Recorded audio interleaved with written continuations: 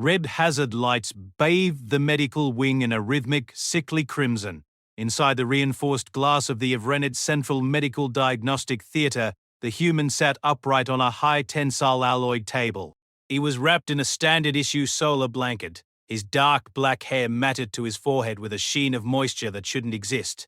On the external monitor, the core temperature reading pulsed in a violent, high-frequency violet, 39.4 degrees Celsius. The station's automated safety system had already responded to the Class 3 thermal anomaly, flooding the vents with a sharp, ozone-scented antiseptic wash that stung the nostrils. Behind the glass, the man let out a long, shuddering breath and looked directly at the scanner. What happens when a species that considers 30 degrees Celsius lethal encounters a body running at 39? If you think you know, you don't. 6 hours earlier, the intake form had been a study in the mundane. Thomas Herrera, a sanitation technician with dark circles under his eyes and a weary Bogota-born shrug, had walked into the clinic complaining of a headache. He'd made a small, self-deprecating joke about the station's recycled air. At the time, his temperature was 37.2 degrees Celsius, already a blistering baseline that made the Evrenid staff keep a respectful 3-meter radius.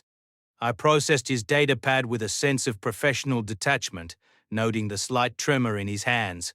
But then, the deviation began. My translucent blue skin bands, the biological thermometers of my people, had shifted from a calm, neutral azure to a deep, vibrating amber the moment I stepped into the room. It was involuntary. My body was detecting a heat source it didn't understand. I recalibrated the scanner, convinced the hardware was malfunctioning under the station's heavy gravity. It wasn't. The numbers climbed with a terrifying linear precision, 38.1, 38.9, and finally the impossible 39.4, which meant the readings were right. I watched through the observation port as Tumas's chest rose and fell. To an Evrenid, a core temperature shift of 2 degrees is a herald of systemic organ cascade failure. It is the end of a life. Yet here was a human, radiating enough heat to cause thermal burns to a Kryovoshi nurse, and he was merely shivering. His hypothalamus was doing something I had only read about in theoretical xenobiology papers. It was signaling. It was commanding. The human's body was producing pyrogens, signaling molecules that had essentially hijacked his internal thermostat. He wasn't just sick, he was becoming a biological furnace. His immune system was conducting a form of thermal warfare that made our most advanced sterilization protocols look like child's play. He was cooking the infection out of his own marrow. I remember noticing a small circular stain on my left sleeve from a spilled nutrient shake earlier that morning.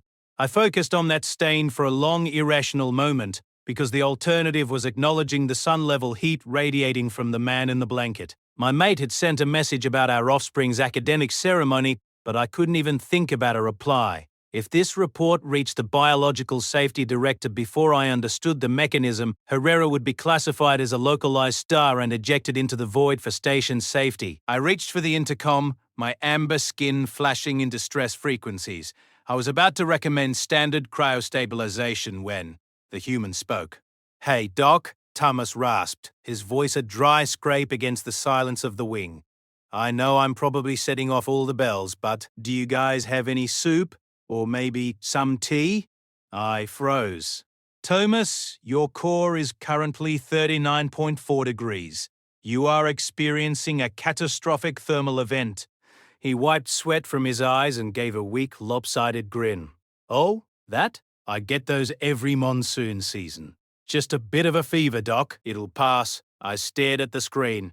The diagnostic data for Thomas's hypothalamus continued to scroll, a cascade of pyrogens and prostaglandin E2 levels that would have signaled the death of any other crew member.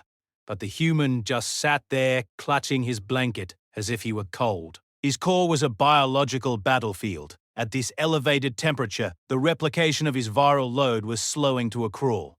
His white blood cells were moving with a frantic enhanced velocity.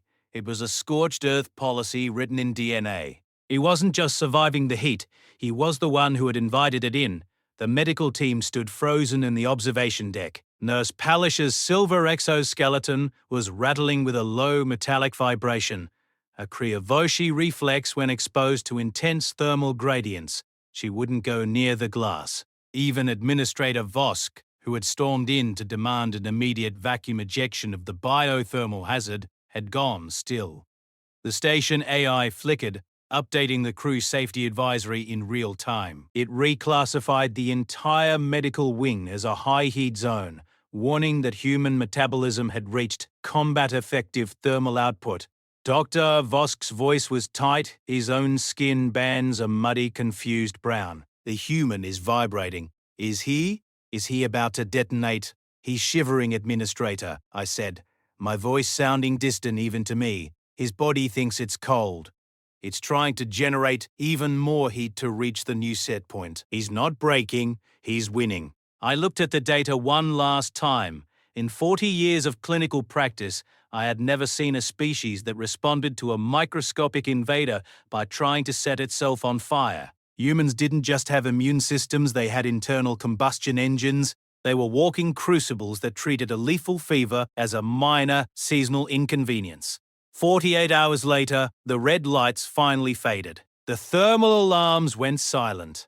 Tomas walked out of the quarantine chamber with the casual stride of a man who had just finished a long nap. The matted hair was gone, his skin was no longer radiating a visible heat shimmer, and the dark circles had retreated. He stopped by the desk, smelling of the station's soap and a lingering hint of that sharp antiseptic wash. "Feeling better, Tomas?" I asked. My skin bands had finally settled back into their professional, cool blue. "Much better, Doc," he said, giving a small wave to Nurse Palish, who was still standing 5 meters back. "That soup really hit the spot. Thanks for looking out for me." He walked toward the sanitation docks, whistling a low, rhythmic tune. I watched him go, a man who had spent 2 days at a temperature that would have melted my internal organs, and he was already thinking about his shift.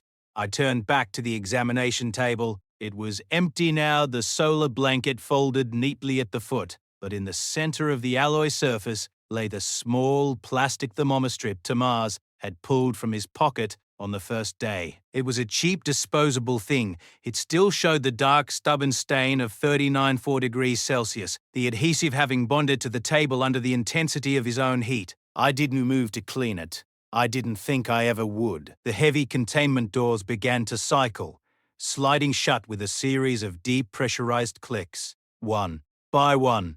They were designed to keep the galaxy safe from the monsters outside. Looking at that small plastic strip, I realized they were actually there to protect the monsters from the humans.